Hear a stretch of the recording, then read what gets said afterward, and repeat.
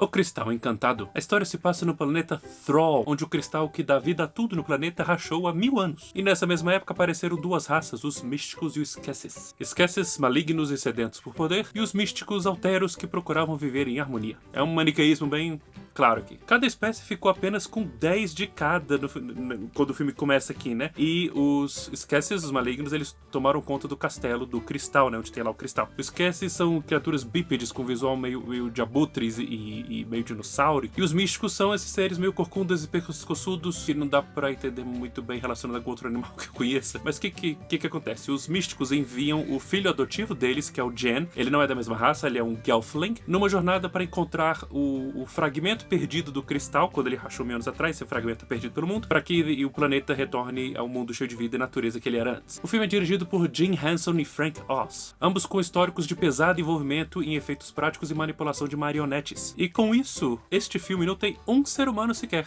É tudo marionete, ou animatrônico, coisa assim. Tudo em tela aqui é operado por uma mistura de habilidades manuais diferentes, seja animatrônicos, né, como eu falei, e alguns deles controlados por 5, 6, 7, 8 pessoas, cada um controlando uma parte do bicho, seja com marionetes em si, controladas, algumas pelo próprio Jim Henson, pelo próprio Frank Oz, e o filme inteiro é uma exaltação do tipo de trabalho que eles conseguem fazer, sabe? Que esse filme foi um avanço muito grande nas técnicas de marionete de efeitos práticos que Hollywood conseguia produzir. Isso lá em 1982. O Henson e o Oz trabalharam juntos em obras como Rua Sésamo e os Muppets. E para as duas séries eles criaram personagens e ajudaram a desenvolvê-los, criando as marionetes para eles e dando as interpretações deles. Eram caras extremamente credenciados para fazer esse filme aqui. Jim Henson, aliás, criou o Kermit, o sapo Kermit, que na minha época era Caco o Sapo. Mas você tá vendo a foto aqui, você deve conhecer esse personagem, é muito famoso. E o Frank Oz interpretou ninguém menos do que o Yoda. O fato de não ter nenhum humano em tela, exceto uma cena ou outra em que eles mostram personagens se mexendo ou correndo numa distância, assim, aí eram atores anões que passavam correndo assim, fantasiados para aparecer os personagens, ou seja, não tinha personagens humanos. Esse fato não só ajuda a trazer o elemento de fantasia pra cá, com grande peso, com grande relevância, como resulta numa homenagem aos títeres envolvidos. Títeres são as pessoas que controlam marionetes. Eles dão tal importância aqui pros títeres que quando você vê os créditos dos filmes, os personagens são creditados a duas pessoas, pro títere e pro ator que fez a voz. Por exemplo, o protagonista do filme, que é o Jen, que eu falei, se você vê nos créditos lá, ele foi interpretado pelo Jim Henson como títere e pelo Stephen Garlick como voz. A criação de mundo aqui, o visual é fenomenal. Além das inúmeras criaturas diferentes, os cenários parecem vivos, orgânicos. Essa dedicação para que tudo parecesse real rendeu muitos bons frutos. Mesmo com personagens por vezes tendo que ser controlados por uma cacetada de pessoa, como eu falei antes, e outros que foram animados por diferentes técnicas. Você tem artistas figurinos, você tem animatrônicos controlados por cabos, varas e até sinais de rádio, e eles conseguiram criar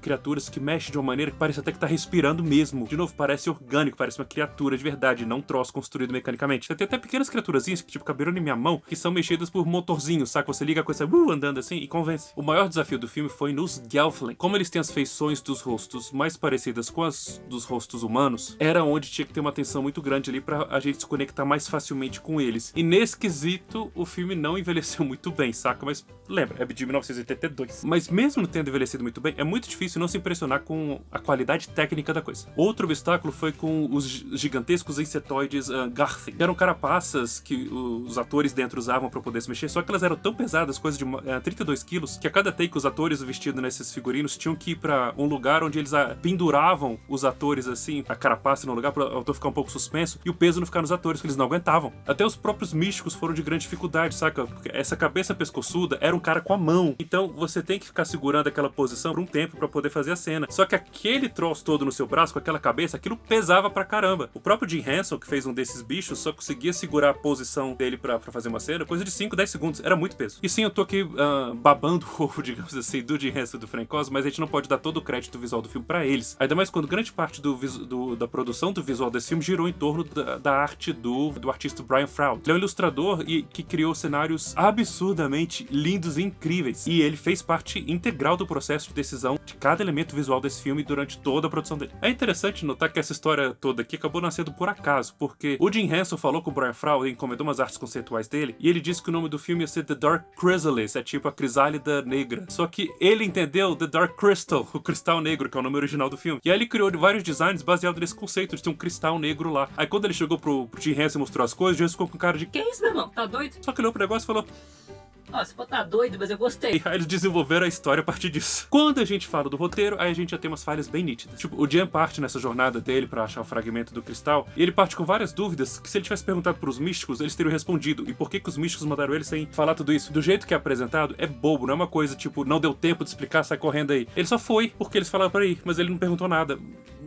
E o Jan demora metade do filme pra se mancar do que ele tem que fazer, e tá óbvio que ele tem que fazer desde a desgraça do começo do filme. Então quando ele finalmente se manca, É isso que eu tenho que fazer. a gente fica, meu irmão, é lógico que é isso, velho, acorda pra vida. Então é uma coisa que fica mais irritante, porque tá óbvio desde o começo, não encaixa bem aqui. O ritmo do filme é bastante lento, o que não é necessariamente ruim. Tem obras que pedem esse ritmo lento. E tem vários momentos aqui que a história pede isso. Mas você tem um texto aqui que sofre com muito diálogo expositivo e uma falta de profundidade de alguns personagens apresentados que você fica meio entediado. Entretanto, tudo aqui é voltado para uma pegada mais sombria para o público infantil. De acordo com Frank Oz, o Jim Henson criou esse mundo todo aqui, essa obra toda, com uma mentalidade de que ele acreditava de que as crianças precisam passar pelo medo para poder aprender a lidar com essa emoção. Não dá para você ignorar que ela existe, porque eles vão sentir medo na vida em alguns momentos. Então, era um filme para fazer as crianças começarem a lidar com isso. E aqui, uma citação que o Frank Oz disse sobre o Jim Henson, que é: ele queria voltar às trevas dos contos originais dos irmãos Grimm. E esse filme não teve uma vida fácil, ele quase não foi lançado, porque a ITC Film Entertainment, que era a produtora que começou a fazer o filme e ela era dona dos direitos desse filme, ela foi vendida para um empresário que não botava fé na coisa. Mas o Jim Henson tinha tanta fé, tanta dedicação para fazer aquilo sair, que ele gastou o próprio dinheiro dele para comprar esses direitos e bancar a distribuição da coisa. No fim das contas, deu certo, o filme custou 15 milhões de dólares para ficar pronto e as bilheterias renderam 40 milhões. É interessante saber também que, como os dois dirigiram